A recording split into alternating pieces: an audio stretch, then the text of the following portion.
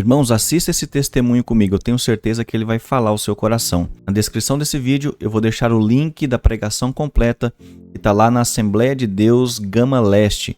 Então assista esse corte comigo e depois vá lá no canal Assembleia de Deus Gama Leste e assista a pregação completa. Vamos ao vídeo. Meu pai foi o meu mentor para me ensinar a caminhar este percurso, porque eu caminhei com ele no auge do desbravada do evangelho no Amazonas, aonde éramos apedrejados, aonde éramos perseguidos. Tenho marca aqui de um corte na cabeça, de um apedrejamento numa comunidade que nós fomos fazer um culto. A igreja era completamente perseguida. Na época eram chamados de hereges. O segredo é não murmurar. Eu lembro que quando meu pai assumiu, e essa lembrança dessa experiência de percurso foi lá. Ontem no almoço com o pastor Oséias, Deus me trouxe a memória. Liguei para o papai para pedir detalhes. Eu lembro que num dos percursos de muita ousadia de papai, ele fez um templo no interior do Amazonas, aonde os irmãos não davam dízimo e nem oferta porque não tinham, eles davam primícias. Na época que dava primícias, não tinha dízimo e oferta, os irmãos eram pescadores e agricultores.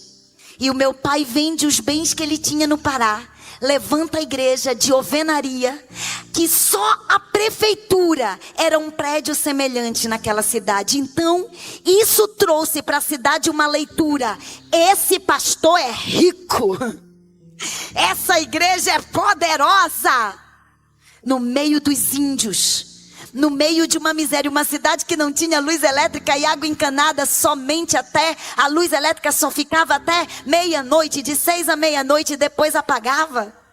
Um pastor chega, cheio de ousadia de Deus, e faz um templo que eles chamam lá de alvenaria. Só muito rico usava. Quando chegou a altura, ele prometeu à igreja, pastor, que íamos fazer o Natal e o Ano Novo naquele templo novo.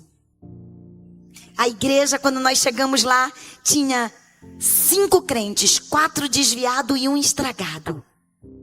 Foi lá que eu me tornei missionária com 9 anos, porque meu pai confiava mais no nosso conteúdo bíblico do que no do momento presente. A igreja era de madeira, parte coberta de palha, e agora é uma igreja de 25 metros. Meu pai é um pouquinho mais louco que o pastor Oséias. E quando chegou a altura de fazer a cobertura, não tinha mais dinheiro algum. E a construção parou e nós começamos a ser ridicularizados na cidade. Porque começa a chover, começa a criar limo naquela parede. E os irmãos começaram a cobrar Natal e Ano Novo chegando. E eu lembro que meu pai disse: eu vou fazer um empréstimo. Minha mãe disse: chega de loucuras, você já vendeu o que nós tínhamos. Vamos esperar. Ele disse: eu ouvi Deus me dizer que nós iríamos fazer Natal e Ano Novo lá, e eu não vou envergonhar o nome do meu Senhor. Eu vou fazer um empréstimo. Mas só tome dessa ousadia se você gritar: no percurso o meu Redentor vive. Ele foi ao Banco do Brasil, era o único banco que tinha na cidade de Jurucará, uma portinha. Eu lembro, na beira do rio, aquele banco. E ele entrou lá. E ainda tinha fama que o pastor novo da cidade era rico, porque tinha construído uma igreja de tijolos. E quando ele chegou na frente do gerente, ele disse: doutor, eu preciso de 300 mil cruzeiros emprestados. Lembra do cruzeiro vermelhinho? Para fazer a cobertura do meu templo. Eu quero 2 meses para pagar. O senhor me empresta? E aquele gerente olhou para o papai e disse: claro, como é que eu não vou receber um cliente rico como o senhor? Na época eram as promissórias amarelinhas, aquilo valia muito. Levava até para cadeia, não é? Ele puxou o bloco de promissória e mandou meu pai assinar. E disse: agora eu preciso do avalista. Quem será o avalista, pastor, para assinar? E o papai disse: esse é que é o problema, doutor.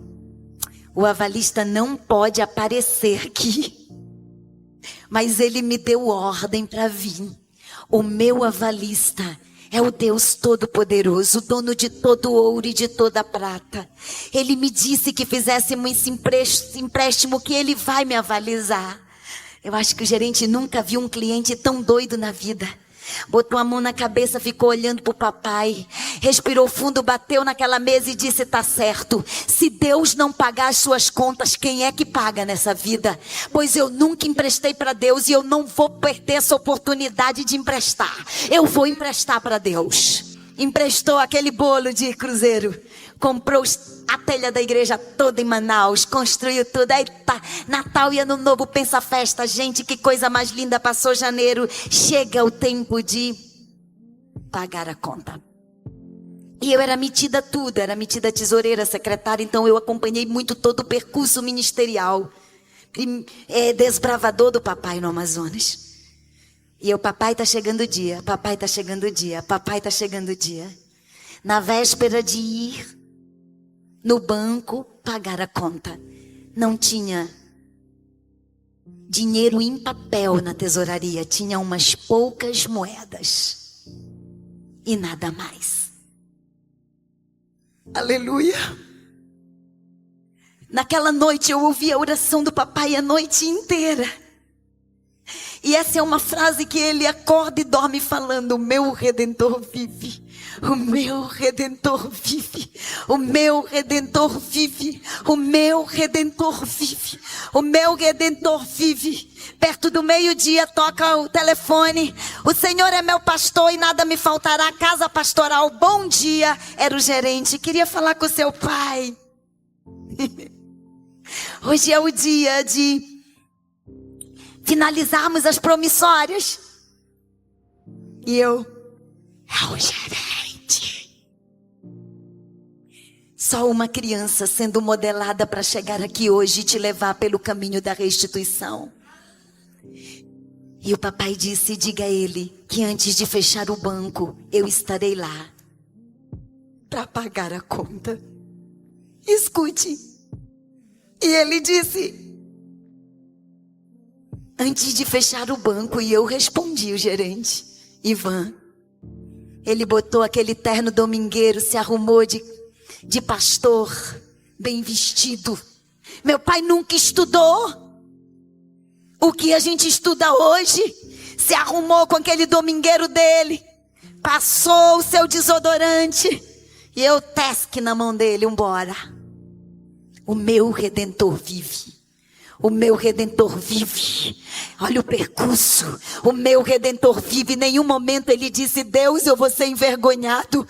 Deus, eu não tenho dinheiro. Deus, que vergonha. O meu Redentor vive. O meu Redentor vive. Quando chega na porta do banco, sabe quando chega cliente que tem dinheiro e o gerente se levanta com aquele sorriso de boas-vindas? Quando meu pai botou o pé, o gerente ficou em pé e disse: ei, pastor, estava te esperando, meu amigo. Quando nós sentamos, tinha biscoito e cafezinho na mesa. Tratamento VIP. Estava lá, Patrícia. E o papai respirando fundo, e o gerente tirou as promissórias da gaveta e começou a rasgar. E aí olhou para o meu pai e disse: mas tu é metido, hein, pastor?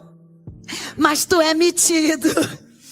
Por que tu não me disseste que o dinheiro ia entrar em dólar, meu filho? E o papai disse: veio em dólar, foi?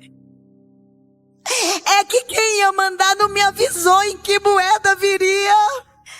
E o papai disse: veio em dólar, gerente, doutor? E ele disse: sim, veio em dólar. E o Banco do Amazonas transferiu e mandou: pastor, quem depositou o empréstimo fez a conversão perfeita, não sobrou, não faltou um centavo, pastor. Ele calculou os juros do empréstimo diário, tá aqui, tudo pago, tudo quitado. O seu Deus é rico. Sabe quando eu vou encontrar quem depositou em dólar aquela remessa para a igreja Assembleia de Deus de Urucará, no Amazonas, na eternidade? Só sei que foi da Inglaterra para lá. Era a única notícia que tínhamos.